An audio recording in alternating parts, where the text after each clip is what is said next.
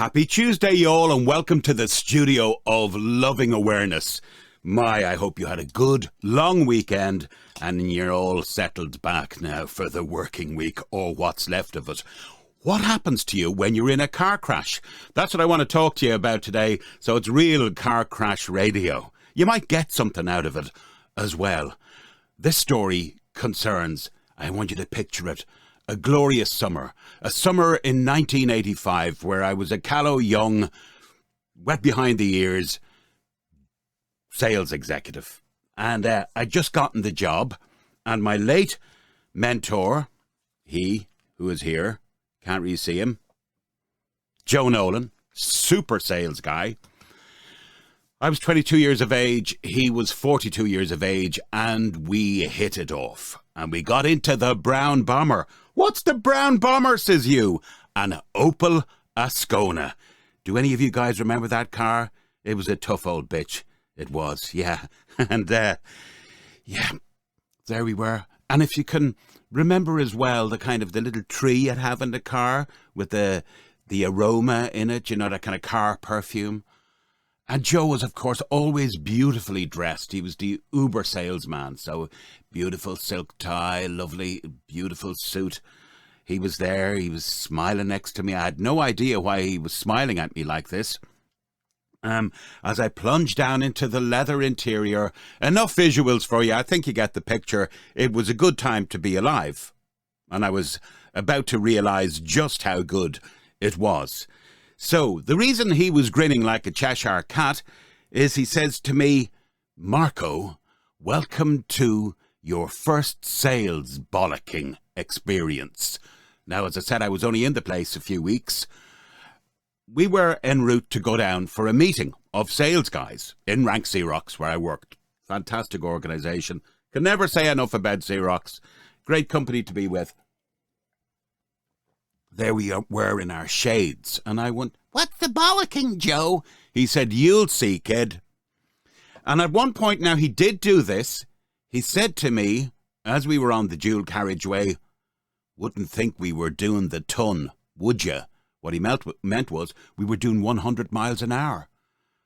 So he was a bit of a speedster, I thought, but all will be revealed.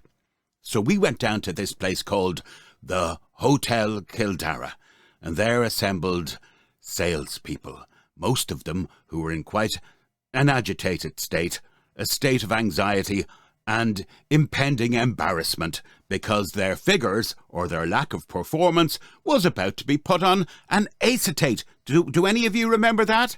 Oh, long before laptop computers, which I was to make a fortune from, we had this little, you'd put it on the overhead projector. So everybody's figures, of course, Joe was top of the poll. I was barely on the thing because I'd only started, but there were people and you could just see how shit they were, and they were being told in a public forum exactly how crap their lack of sales was and how they wouldn't be around anymore. And if they saw those figures, if the cap fitted, get your act together or you're going to be out the door. So this was a sales bollocking. Now, I'm not going to name him because I wouldn't even do him the honour of naming him. But this is a little kind of a flash sales manager. He was, before he'd gotten his stripe, so to speak, I think he'd been some kind of a railway engineer or something. But anyway, he had ideas about himself. So as we left the venue, and as I'm thinking to myself, holy fuck, what have I gotten myself into? I could be up there in a few months' time in doing the walk of shame. Anyway, this little flash git says to Joe, "Why don't we race back to Dublin?" And Joe, being a bit of a hypocrite because he had done 100 miles an hour on the way down, said, "That's how accidents happen." Because Joe used to kind of talk like that. "Hello, my honeys." That was his catchphrase, my honeys. I love it. So we got into the brown bomber and we headed back up for Dublin. And if we did, just on the outskirts of Dublin, I noticed his car out of my peripheral vision. And it's kind of coming up on our inside. It gets ahead of us. And then it does this kind of, it attempts to do a U-turn in the dual carriageway. Now, here's what happens, folks. First of all, I would say if you've lost anybody in a car accident, they probably wouldn't have time to register what I'm about to tell you. So take some comfort from that. I'm not making light of it. What happened was my personal experience, and I think most people will find this. If you're aware of impending doom, what happens is it all slows down. Also, I know I joke sometimes, if you've seen any of my posts, it goes voiceover and other outer body experiences. I felt I was up looking down because Joe jammed on the brakes, so much so that he smashed his head into the kind of sun visor and we found a bit of his skin there a few months later when the car was being valeted. Anyway, that's another story. It went into slow motion as we headed to hit this car. We were going to hit it side on. And I think we had between 60 and 40 yards to get our act together that we were going to be. What happened is a voice in my head went, "You're going to be killed." But at the same time, and some of you would enjoy this, it was like someone had taken a syringe of adrenaline and jammed it right up my ass, because I felt inured.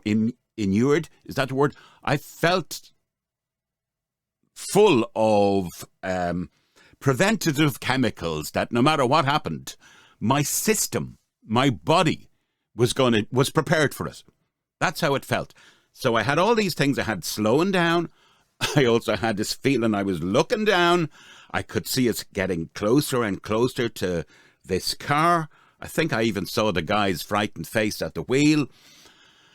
And a voice inside, internal, in conjunction with this adrenaline, a major adrenaline shot. If any of you have been under surgery like I have, you'll know that you're kind of gone with the stuff they fill you with.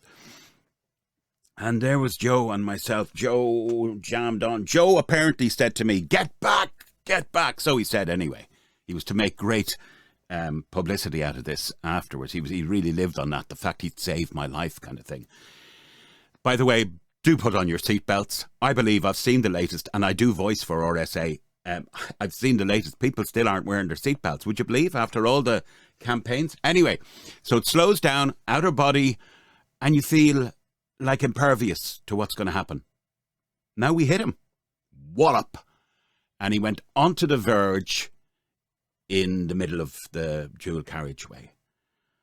When I realised I'd survived, I got out to help the guy, because I'll tell you, I can distinctly remember his foot was still jammed on the accelerator.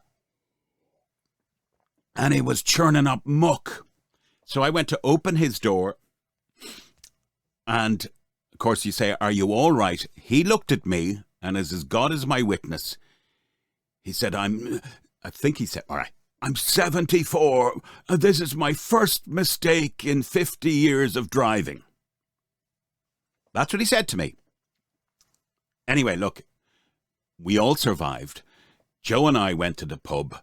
The rest of the word went round the sales force, because some of them passed the accident on the way. They saw who it was, Muggins and Joe. Of course, we would become Batman and Robin as time went on. We were inseparable, and I miss him. I miss him so much. I learned so much from Joe. But we went to Davy Burns, down in Ann Street, and we had pint after pint, and Joe, for the next 4 or 5 weeks, would open most conversations by saying, "You're lucky you're not going to a funeral." These would be on customer. Be talking to customer would ring in. Joe would pick up the phone. "You're lucky you're not going to a funeral. A 74-year-old man decides to do a U-turn in the middle of the dual carriageway." Clunk. This is, and the other thing, of course, is, "I saved you, Mark. I said, get back, get back." So I'd just be indulging him, going, "Yeah, you saved me, Joe, you saved me." I don't actually recall him saying, get back, get back. But anyway, he was, as I said, to make a great hay out of this. Oh, let's have a little bit of a sound effect, shall we? I just want to break it up now and say goodbye to you and say, look, put on your seatbelts. Life does go on if you look after yourself. And if anybody was ever... you've lost anybody in an accident, I can tell you, if they knew what was happening, something else takes over. something else takes over, something higher takes over. Oh, there was a little bit of a sequel to this story, okay? 3 or 4 years later, we're getting on with our business, which is thriving. And Joe says to me, the fucking fleet manager's just been on. I won't name the insurance company. It was Zurich. Zurich have said there's a claim in against me for unsafe driving or reckless driving. I said, what the fuck? From that baldy bollocks that nearly killed us all on the dual carriageway. I said, you're joking.